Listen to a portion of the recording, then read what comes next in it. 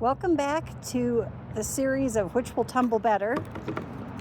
Today we're cleaning out the pink vase versus the light fixture globe. And this has been tumbling for 2 days. This was our phase 2.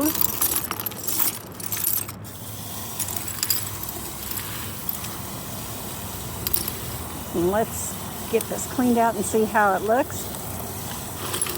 It should be pretty frosty right now. I'll clean this out in a minute.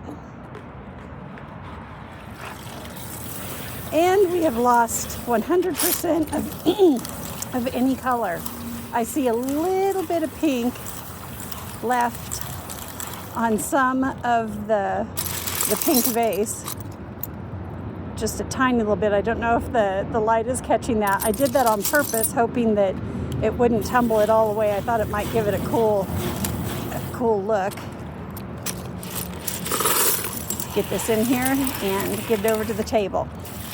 So half of this, or not half, but a few pieces I am going to pull out and leave with this frosted look, and then a few, the majority of it is going to move forward into phase 3, which is 8,000 grit aluminum oxide to try to get it shiny again.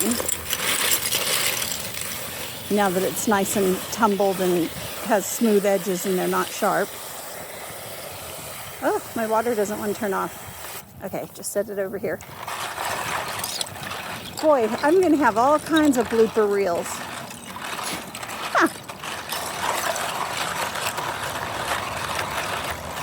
Let me get this cleaned off and I will come back. Okay, it's all been cleaned out. These are going to move on to the last phase and we're going to keep them really shiny.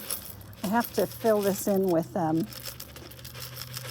more tumbling media so that they don't break. They need to be cushioned. And this is going to be 8,000 grit aluminum oxide.